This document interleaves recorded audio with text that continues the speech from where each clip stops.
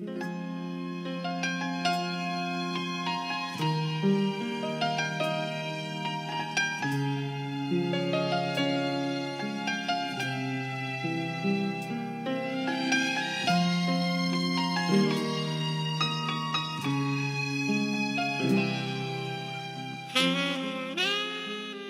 gelarannya Mat Kaya. Entahlah, aku sendiri pun sebenarnya tak pasti kenapa gelaran itu yang diberikan kepadanya. Nak kata kaya, hidupnya papa kedana. Kaya dengan angan-angan agaknya. Ayahnya meninggal dunia sewaktu dia masih kecil, dan ibunya pula meninggal dunia sewaktu dia masih di awal remaja. Tinggallah dia bersama adik-beradiknya di pondok usang peninggalan arwah bapa mereka. Sewaktu Mat Kaya di usia remaja, aku masih di sekolah rendah. Saban hari semasa pulang dari sekolah, aku pasti akan terserempak dengan Mat Kaya yang baru pulang menoreh getah. Dan setiap kali berjumpa dengannya, pasti dia akan memberi nasihat supaya aku belajar bersungguh-sungguh. Belajar rajin-rajin, dek. Jangan jadi macam abang.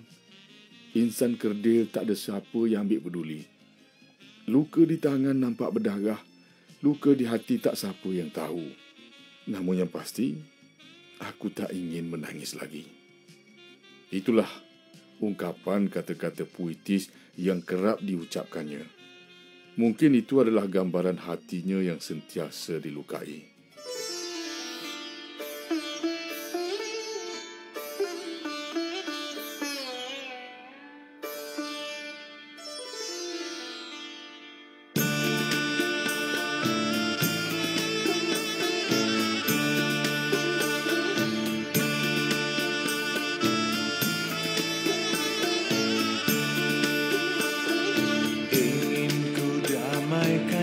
Ingin ku semaikan kasih.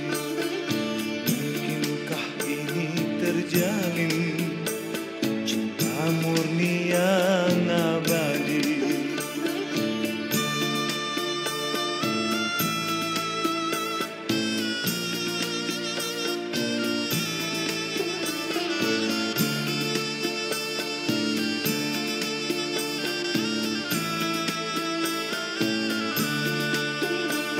Tersiksa jiwa yang lara, musnah dik cinta. Ku tak ingin menangis lagi, cukup sudah ku rasai. Biarkan ku pergi saja, membawa hati yang lara.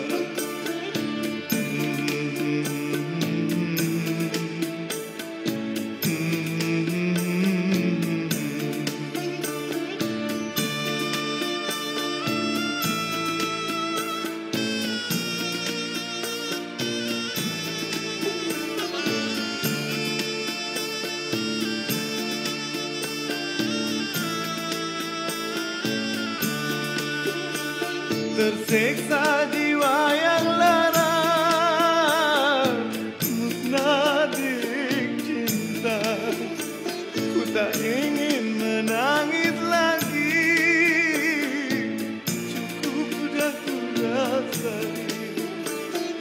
Biarkan ku pergi saja, membawa hati yang lara.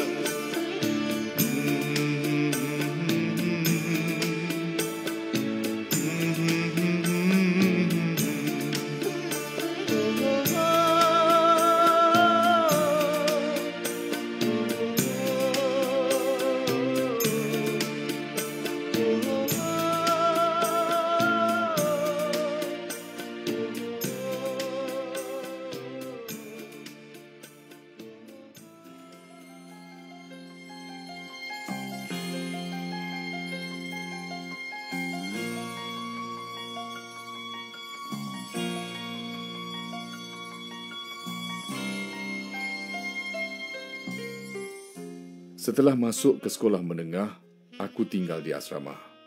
Semenjak itu, Aku jarang berjumpa Mat Kaya. Lebih-lebih lagi setelah berkahwin dengan Salbiah.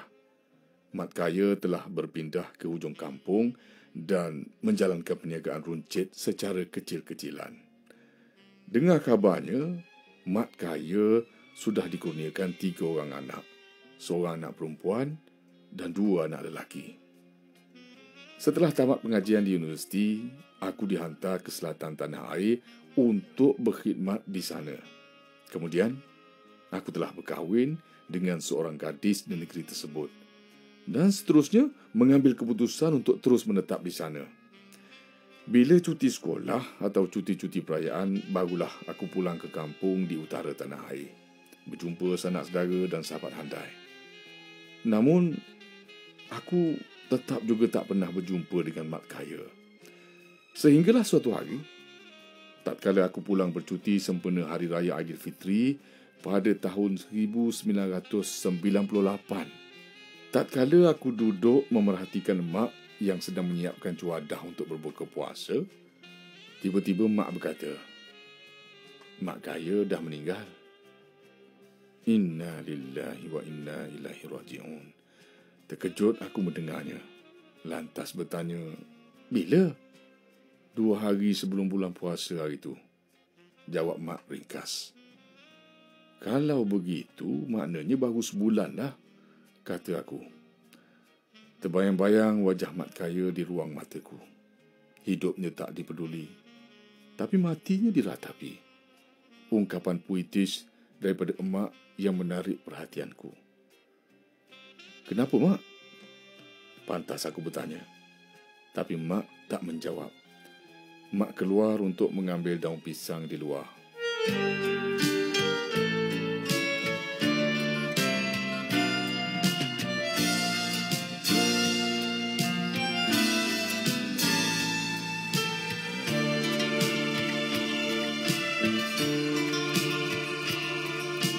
Kegelisahan di dalam kedinginan meniti sepi keseorangan, sebuah kematian yang tiada bernisan, sendu mengiringi perpisahan.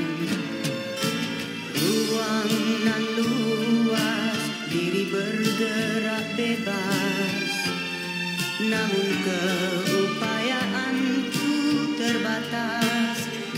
Segala mimpi menjadi api, terik membakar diri.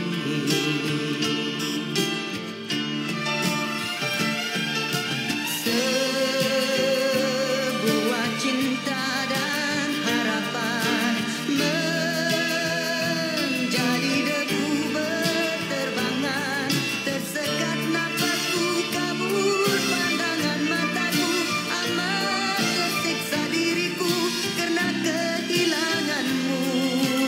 Oh, mengapakah terus mengharap menanti, walau cukup ku sedari kau takkan kembali.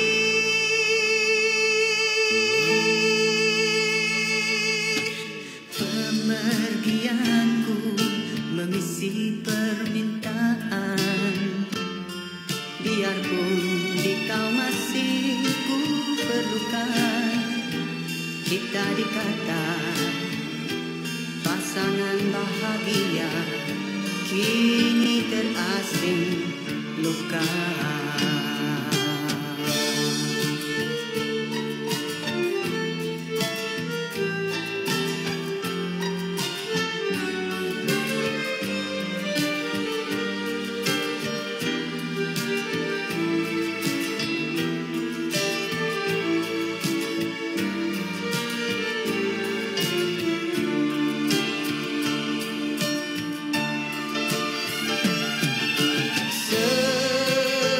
Sebuah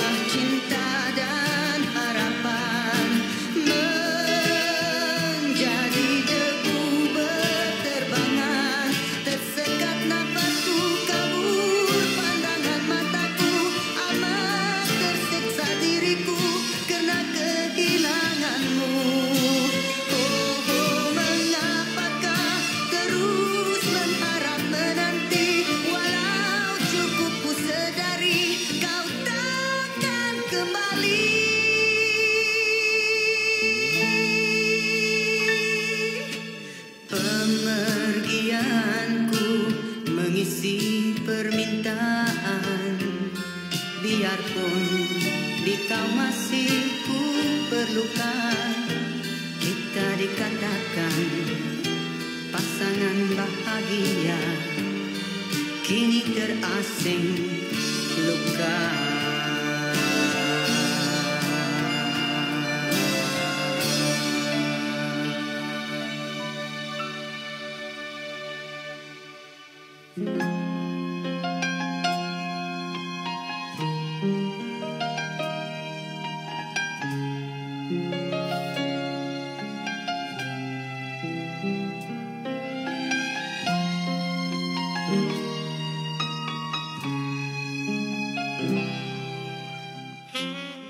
Emak masuk sambil membawa daun pisang dan aku pula tak sabar nak mendengar penjelasannya. Dan kemudian, Mak memulakan cerita. Masa orang kampung sibuk nak mandikan jenazah mat kaya, tiba-tiba Salbiah isteri arwah mat kaya bersuara. "Pakcik Mat, boleh tak kita tunggu sekejap lagi?" "Nak tunggu apa lagi? Sekarang ni dah pukul 10. Nanti dekat dengan Zohor lagi susah," balas Pakcik Mat tegas. "Arwah ada pesan, kalau dia mati, dia nak anaknya Amir yang uruskan jenazahnya," balas Salbiah sambil menangis teresak-esak. Barulah orang ramai mulai perasan yang anak mat kaya yang bongsu iaitu Amir belum lagi pulang. Amir bersekolah pondok di Kelantan. Sudah setahun dia tak pulang. Usianya baru 15 tahun. "Siapa yang hubungi Amir yang bagi tahu ayahnya telah meninggal dunia?" tanya Pakcik Mat. Salbiah tak jawab. Hanya menggeling-gelingkan kepala saja. Tapi dalam hatinya seolah-olah dia tahu yang Amir akan pulang untuk menziarahi jenazah bapanya. Kalau begitu susahlah. Sampai bila kita nak tunggu? Kita tak boleh tunggu lagi dah. Jenazah ni kena segera diuruskan, tegas Pakcik Mat sambil mengarahkan supaya jenazah diangkat ke bekas yang disediakan. Dan tiba-tiba, "Assalamualaikum." Ada suara memberi salam di pintu rumah. Salbiah kenal sangat dengan suara itu. Berdiri di ambang pintu, seorang anak muda yang berjubah dan berserban putih. Salbiah terus bangun, melulu ke muka pintu. "Amir anak aku." Itu saja yang terlafaz di mulut Salbiah sambil memeluk erat anaknya. Dan Amir juga memeluk erat emaknya sambil menggigil-gigil menahan tangisan. Orang kampung yang berada di situ semuanya turut menangis. Cerita Mak sambil mengesat air matanya. Aku cuba menahan air mata daripada tumpah. Aku dapat bayangkan situasi itu walaupun aku tak ada di situ pada ketika itu. "Tok Cik, mari kita sama-sama mandikan jenazah ayah," kata Amir kepada Pakcik Mat. "Saya nak mandikan jenazah atas pura saya dan abang saya."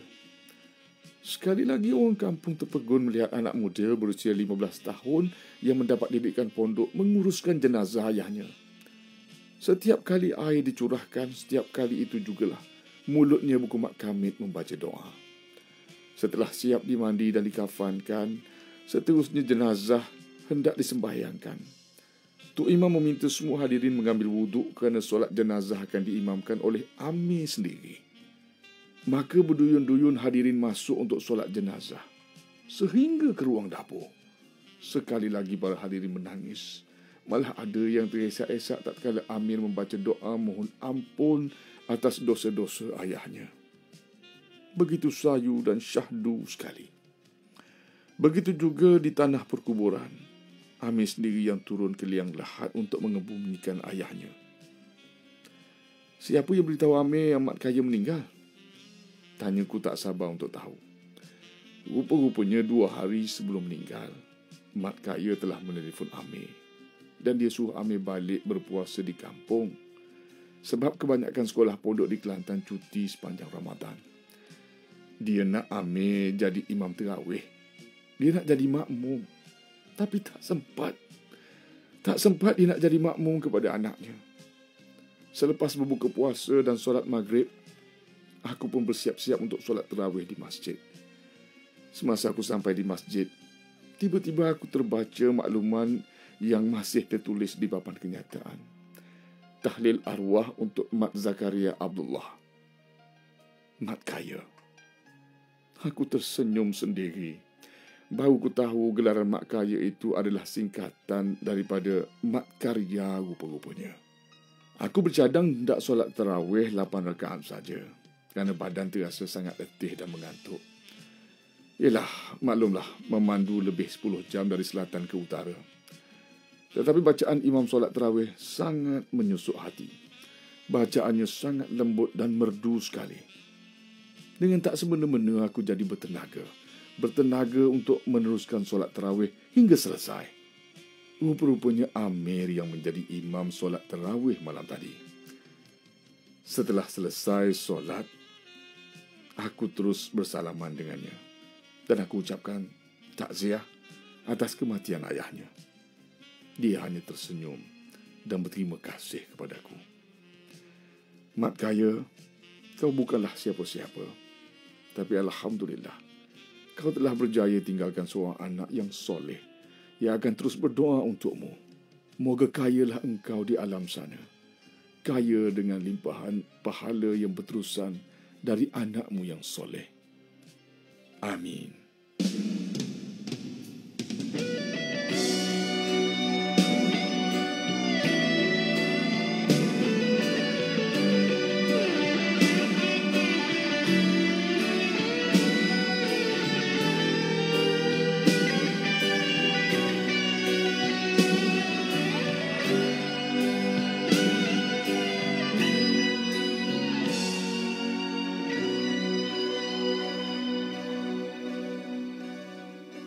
Berulang suara bercerita kembali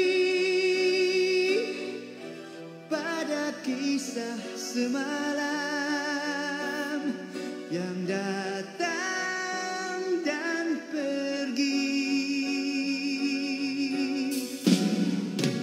Usia